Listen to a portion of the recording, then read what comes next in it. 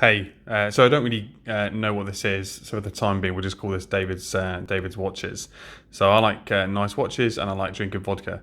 Always remember to keep your vodka in the freezer. And I think I've had enough vodka for now to start cracking out a video on this particular timepiece. This is the Bremont Martin Baker MB3, obviously from Bremont. You know, the Nick and Giles English. You know, the brothers behind that, and it's an easy brand to get behind, and they've got a very interesting story, of which I suggest you go and research yourself another time. But anyway, you're here for the watch. So this is the Martin Baker 3. I went for the orange ring on this particular timepiece. They also do a bronze or a black. It's an automatic movement. The fanboys also complain that it isn't an in-house movement. I fucking know that. But it's got a 42-hour power reserve, which is not, it's a little low, but it's enough for me because I wear it a lot. So this is the 43 millimeter stainless steel version. It feels great in the wrist. It's probably my most comfortable watch outside of a G-Shock, and it's got this, as you can kind of see there. Yeah, focus in. It's got an anti-magnetic Faraday cage and anti-shock mount.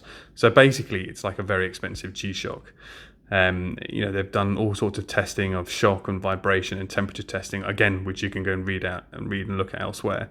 It's water resistant to 10 atmospheres, so 100 meters. So not necessarily one you would go diving in, but certainly one you could get away with going swimming in.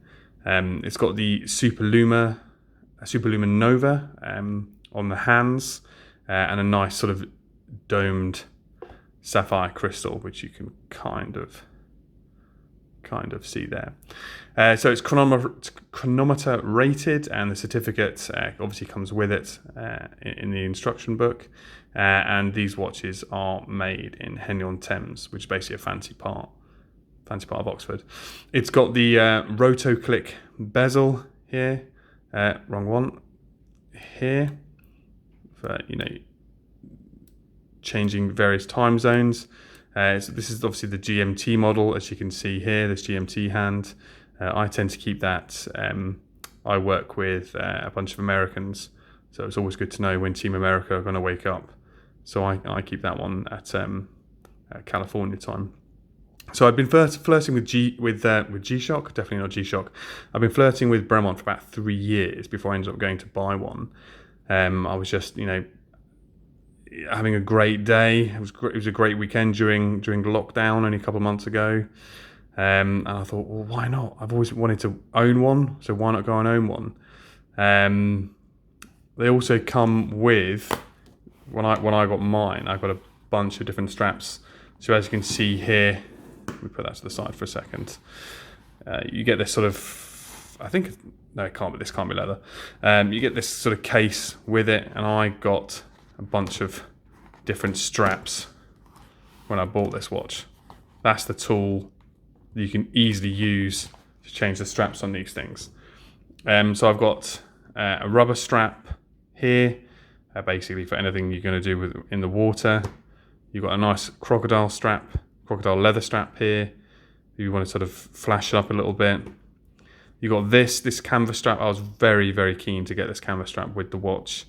It is so comfortable and so durable. So if I was doing sort of anything sort of moving or shaking, I would definitely wear this one. And then if I move them to the side, and for sort of every day, I've got the nice sort of the black leather here with the white stitching. So that's pretty much it. I wanted to make this under 5 minutes and sort of a stream of consciousness. You can see all the nice sort of details there with the watch. It's a 22mm strap. Again, as I said, super comfortable. You can see the back there. You probably see where I've scratched it after a bit too much vodka trying to change the straps for the first time round. I've got a 17.5 centimeter wrist, and that's how it sits on my wrist. Very, very comfortable. Slight taper there. I don't know if you can really see that. But yeah, all in all, just an absolutely fucking splendid watch. and I love it.